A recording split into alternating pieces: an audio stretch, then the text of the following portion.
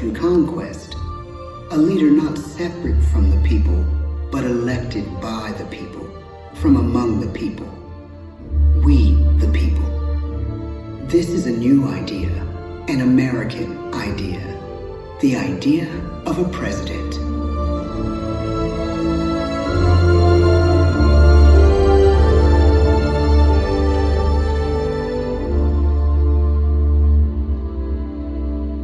The people don't know exactly what a president will be, but there is little doubt who it will be. George Washington's stature and bearing have marked him as a leader. His integrity has made him a great one. Washington knows that many generals who have led successful revolutions make themselves dictators or kings. Instead, he steps down from power and retires to his home, Mount Vernon. The world takes note, and George Washington becomes the symbol of American ideals. In the first presidential election, it's Washington by a landslide. The only doubt seems to be his own. He writes, "Integrity and firmness is all I can promise. Integrity and firmness is exactly what we need." Everything he does as president will set a model for his successors. His final act may be the most important of all. After 2 terms, with no term limit in the Constitution and amid overwhelming support to stay in office, he steps down once again and hands power back to the people. He wants us to speak, to elect a new president. During the early years of the Republic, we choose leaders as different as Thomas Jefferson, John Adams, and Andrew Jackson. Elections are often bitter. Each president stands at that fiery intersection where personal character meets the challenges of the times. Some call the presidency a glorious burden. Jefferson calls it a splendid misery. We, the people, must choose well. We elect 15 presidents before the course of history brings us to the edge of a crisis like no other. A nation born of freedom still permits slavery.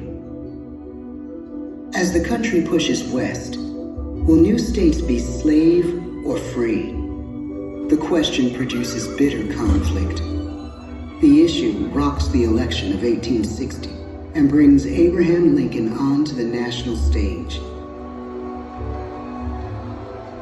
The tall, lanky, some say uncouth candidate from Illinois is a master of words at a time when speeches are printed in full for people to read. A house divided against itself cannot stand, he has said. With Lincoln's election, the House does indeed divide. Civil War. 11 states secede from the Union. The war becomes a defining passage in the American story. The president's own inner strength and depth of character changed the course of history. Lincoln had come up the hard way, on the American frontier, desperately poor, with less than a year of formal schooling. His early years were scarred by tragedy, the death of his mother, his sister, his first love. He struggles with depression, but never loses his determination to rise above it. He once said he's driven by a desire to leave the world a little better place for having lived in it. The war rages. Lincoln fights to preserve the Union and end slavery. Neither is a sure thing. At Gettysburg, Pennsylvania, 6 months after one of the bloodiest battles of the war, the president dedicates a cemetery to the thousands of soldiers who died there, in words we can never forget.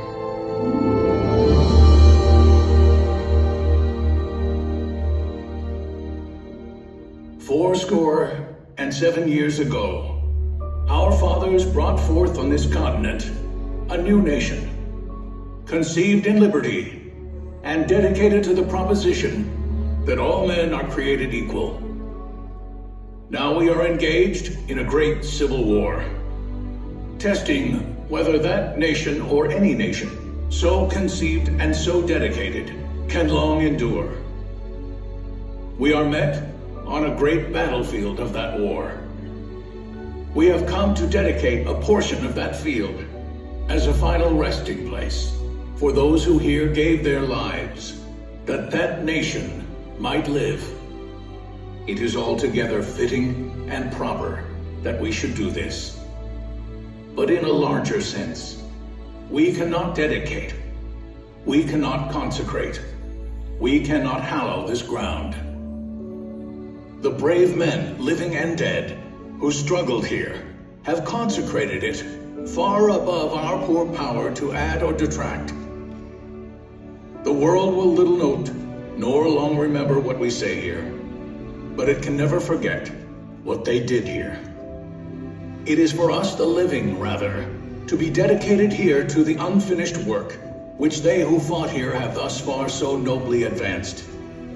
It is rather for us to be here dedicated to the great task remaining before us, that from these honored dead we take increased devotion to that cause for which they gave the last full measure of devotion. That we here highly resolve that these dead shall not have died in vain, that this nation, under God, shall have a new birth of freedom, and the government of the people, by the people, for the people, shall not perish from the earth.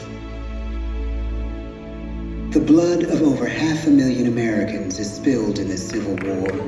President Lincoln's enduring hope is to give true meaning to the sacrifices of so many, to lead us to that new birth of freedom. With the end of the war and the end of slavery, a new birth truly begins.